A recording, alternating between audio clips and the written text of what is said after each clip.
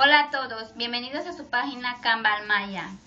Hoy aprenderemos a entablar una conversación con estas siguientes frases.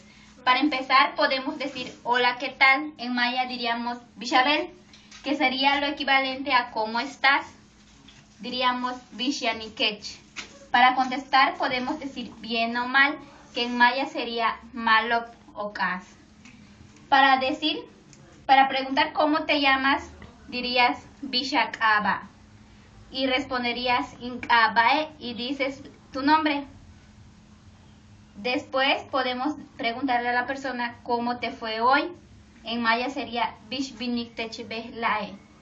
Ya para despedirse podríamos decir Uhekim.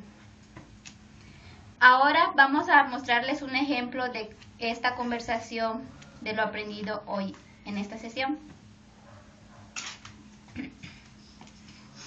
Bishanikech.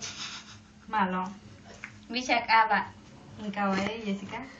Kustech. Ink Aba Isayana. Malop. Kakes Batu Hiking. Bello.